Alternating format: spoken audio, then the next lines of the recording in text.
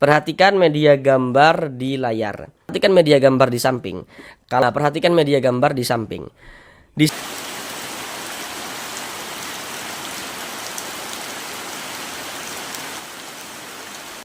Assalamualaikum warahmatullahi wabarakatuh. Jika memiliki permasalahan, belum lancar dalam membaca Al-Quran, kemudian belum memahami ilmu tajwid Al-Quran, sehingganya tidak percaya diri ketika membaca Al-Quran, mari belajar mengaji Al-Quran di channel ini. Di sini kami akan berusaha untuk membantu saudara semuanya, baik bapak dan ibu yang sudah lansia maupun saudara yang masih muda, yang kiranya memiliki permasalahan, belum lancar dalam membaca Al-Quran, kemudian belum memahami ilmu tajwid. Maka di sini kami akan berusaha untuk membantu saudara semuanya agar dapat bisa segera lancar di dalam membaca Al-Quran dan juga memahami ilmu tajwid Al-Quran dengan mudah. Jadi nantinya ketika membaca Al-Qurannya itu akan kami bacakan dengan pelan-pelan. Silahkan diikuti oleh bapak dan ibu saudara semuanya untuk melatih bagi yang belum lancar ya. Kemudian nantinya tajwidnya juga akan kami jelaskan dengan pelan-pelan. Karena dengan kita mempelajari ilmu tajwid Al-Quran, kemudian kita memahaminya, kemudian kita bisa mempraktekkan ketika membaca Al-Quran, maka tentulah akan memperbaiki bacaan Al-Quran kita. Nah, jadi pada intinya kalau kita ingin bisa cepat lancar membaca Al-Quran, maka tentulah kita harus rajin-rajin berlatih membaca Al-Quran, kemudian juga kita harus rajin-rajin belajar ilmu tajwid dan juga memahaminya, supaya untuk memperbaiki bacaan Al-Quran kita. Oleh sebab itu, kami berusaha menyajikan video pembelajaran Al-Quran dengan penjelasan tajwidnya yang kami jelaskan dengan pelan-pelan. Harapannya semoga dapat langsung bisa dipahami dengan mudah seperti itu. Baiklah, tanpa perlu berlama-lama, mari kita mulai belajar mengaji Al-Quran kita. Marilah bersama-sama kita lanjutkan kembali belajar mengaji Al-Quran kita dengan penjelasan ilmu tajwid yang akan kami jelaskan dengan pelan-pelan. Sekarang kita masuk pada surah Al-Waqi'ah ayat yang ke-46. Sebelumnya telah kita bahas pada ayat yang ke-45. Sekarang kita masuk pada surah Al-Waqi'ah ayat yang ke-46. Mari kita baca bersama-sama terlebih dahulu dengan pelan-pelan. Baru setelahnya mari kita pelajari nanti tajwidnya juga dengan pelan-pelan. Bismillahirrahmanirrahim. Wa kanu yusirruna 'alal hinthil 'azim.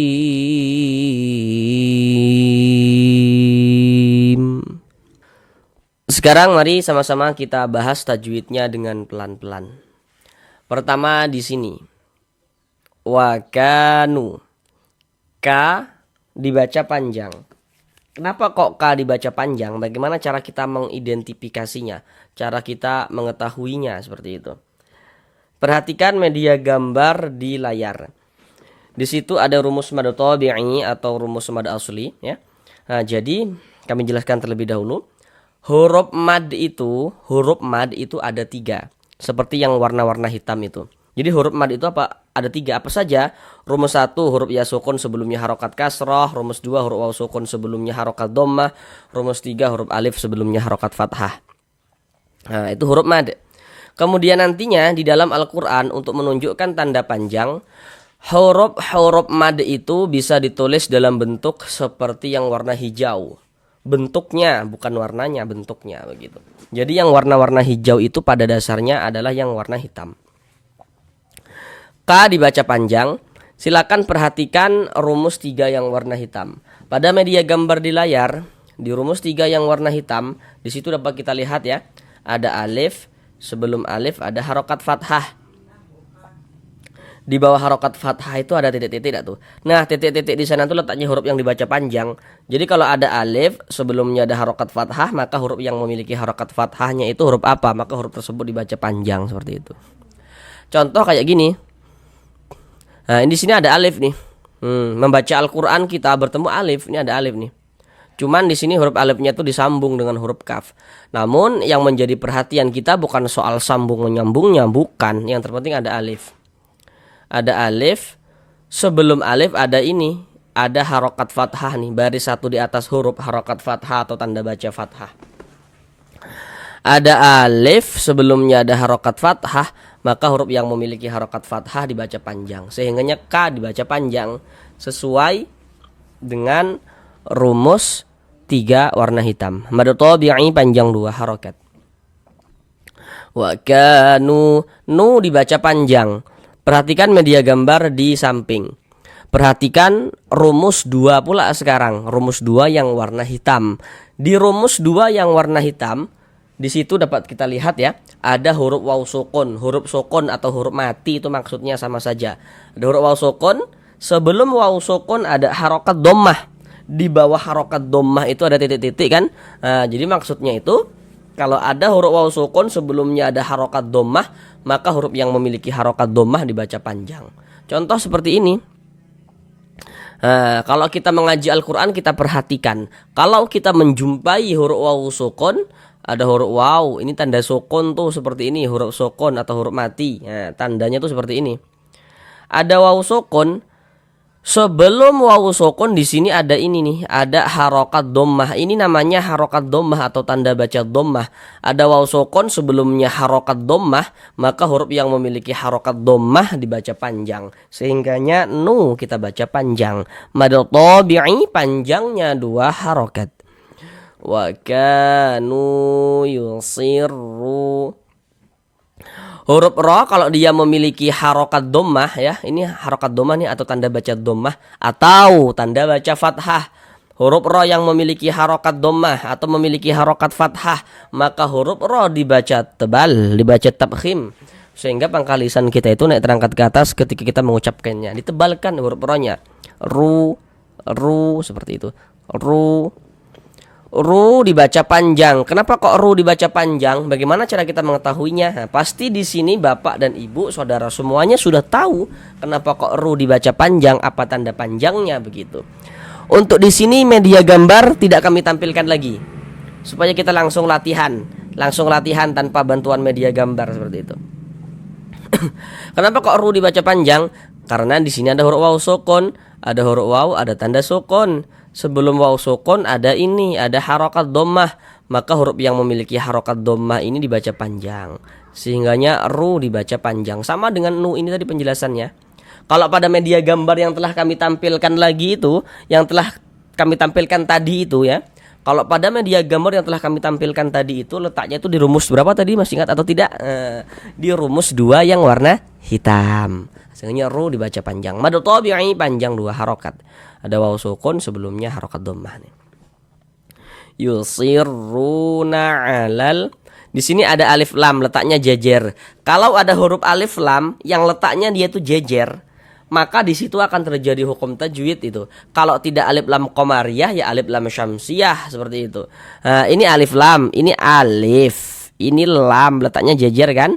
Alif lam setelahnya huruf H nih. Nah, alif lam setelahnya huruf H. Perhatikan media gambar di samping. Kalau ada huruf alif lam bertemu dengan salah satu daripada 14 huruf yang di samping itu, maka hukumnya alif lam qamariyah. Huruf H, coba diperhatikan huruf H. Huruf H termasuk salah satu daripada kumpulan huruf yang 14 itu kan. Nah, maka ini alif lam bertemu dengan huruf H. Dikarenakan huruf H ini huruf qamariyah, maka ini hukumnya alif lam qamariyah. Alif lam qamariyah itu disebut juga dengan izharu qamariyah atau izharu qamari. Nah, karena cara membaca huruf lamnya dia dibaca jelas, dibaca terang. Alal, terbaca huruf lamnya seperti itu. Alal hinsil azim. Nun sukun setelahnya huruf tha. Nah, perhatikan media gambar di samping. Di samping panah itu ada dak bacaannya di situ. Nun sukun garis miring tanwin. Nah, jadi maksudnya tuh begini. Kalau kita mengaji Al-Quran, setiap bertemu dengan huruf nun sukun atau setiap bertemu dengan tanwin, maka di situ terjadi hukum tajwid. Baca Al-Quran kita, di mana ada nun sukun atau di mana ada tanwin, maka di situ terjadi hukum tajwid. Untuk menentukan hukum tajwidnya itu, perhatikan huruf setelahnya begitu. Jadi setelah nun sukun atau setelah tanwin itu ada huruf apa begitu. Nah, ini nun sukun, setelahnya huruf tha. Huruf tha huruf apa? Seperti yang kita lihat, huruf tha itu termasuk salah satu huruf ikhfa hakiki. Jadi kalau ada nun sukun atau tanwin bertemu dengan salah satu daripada 15 huruf yang di samping itu, maka hukumnya adalah ikhfa hakiki. Sedangkan huruf tha ini dia masuk pada ikhfa hakiki awsat. Kenapa kok dikatakan awsat? Karena dia itu di tengah. Apa yang di tengah itu apanya begitu?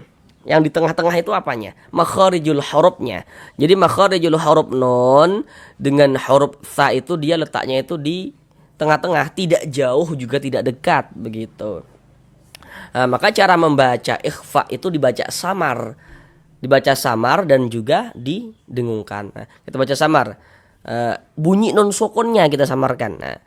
Ini jangan kita baca hin jelas itu jangan, tapi disamarkan hil seperti itu. Kemudian didengungkan. Jadi di bagian hilnya itu suaranya itu kita tahan, kita panjangkan sebentar sepanjang 2 harokat. Hilfil begitu ya. Hilfil azim. Alif lam setelahnya huruf ain. Perhatikan lagi media gambar di samping, huruf ain termasuk salah satu huruf qamariyah. Maka ini alif lam bertemu dengan huruf ain, dikarenakan huruf ain huruf qamariyah, maka hukumnya alif lam qamariyah. Jadi kalau ada huruf alif lam letaknya jajar, huruf lamnya ada tanda sukunnya nih ya, tanda huruf matinya. Huruf alif lam letaknya jajar tapi huruf lamnya dia mati nih, maka itu berarti alif lam qamariyah. Azim, zim ini namanya adalah mad arid li sukun, namun pada awalnya namanya mad tabi'i. Sekarang perhatikan rumus satu warna hitam. Di rumus satu warna hitam pada media gambar di layar dapat kita lihat ya. Di situ ada huruf ya sukun atau huruf ya mati. Sebelum huruf ya sukun atau huruf ya mati di situ ada harokat kasroh kan. Di atas harokat kasroh ada titik-titik di situ. Nah, titik-titik di sana tuh maksudnya tuh letaknya huruf yang dibaca panjang. Jadi kalau ada huruf ya sukun sebelumnya harokat kasroh, maka huruf yang memiliki harokat kasrohnya dibaca panjang. Seperti itu. Contoh seperti ini. Kalau kita mengaji Al-Quran kita perhatikan, kalau kita bertemu dengan huruf ya sukun, ada huruf ya, ada tanda sukun, ya sukun. Sebelum ya sukun ada ini, ada harokat kasroh baris satu di bawah huruf, namanya harokat kasroh atau tanda baca kasroh. Ada huruf ya sukun sebelumnya harokat kasroh, maka huruf yang memiliki harokat kasroh dibaca panjang. Sehingganya wi kita baca panjang. Pada awalnya dia namanya adalah mad tabi'i. Kemudian mad tabi'inya tuh bertemu dengan huruf yang kita sukunkan. Lim. Mad tabi'inya tuh bertemu dengan huruf yang kita sukunkan. Di sini adalah huruf mim yang kita sukunkan. Mad tabi'i bertemu dengan huruf yang disukunkan berubah menjadi mad arid li sukun. Panjangnya mad arid li sukun itu boleh 2 harokat, boleh 4 harokat, boleh juga 6 harokat. Yang terpenting konsisten dalam sekali bacaan. Jadi dalam setiap kita membaca Al-Quran kita harus menentukan. Kalau mad arid li sukun kita baca 2 harokat, semuanya kita panjangkan 2 harokat. Kalau kita baca 4, semuanya kita panjangkan 4 harokat begitu.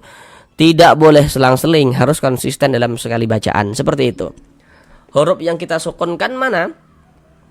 Huruf mim.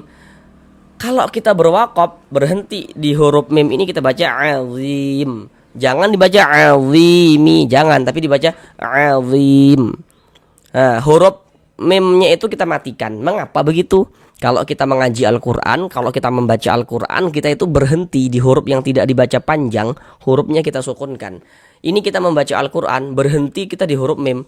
Untuk di sini huruf mimnya tidak dibaca panjang, karena berhenti di huruf yang tidak dibaca panjang, hurufnya kita sukunkan. Sehingga kita baca azim seperti itu. Kemudian di sini ada tanda waqaf jim. Ini namanya waqaf jaiz. Jadi maksudnya itu boleh. Boleh apa begitu? Boleh diwasolkan juga boleh diwakafkan begitu. Jadi kita kalau mau berwakaf di sini silahkan. Mau berwakaf di waqaf jaiz ini, mau berhenti di sini silahkan. Tidak berhenti juga tidak apa-apa. Tidak berhenti di tanda waqaf ini juga tidak apa-apa. Seperti kita wasolkan saja, bacanya juga tidak apa-apa seperti itu. Sekarang mari kita ulang bersama-sama sekali lagi dari awal. Bismillahirrahmanirrahim. Wa kanu yusirruna 'alal hinthil 'azim. Sampai di sini belajar mengaji Al-Quran kita. Jika ada yang belum dipahami dari penjelasan yang kami sampaikan, tulis saja pada kolom komentar di bawah. Insya Allah nantinya akan kami bantu jelaskan kembali. Karena di sini kami berusaha untuk betul-betul bisa membantu saudara semuanya, bapak dan ibu, bagi yang belum memahami ilmu tajwid agar bisa segera paham, bagi yang belum lancar agar bisa segera lancar dalam membaca Al-Qurannya. Terima kasih. Assalamualaikum warahmatullahi wabarakatuh.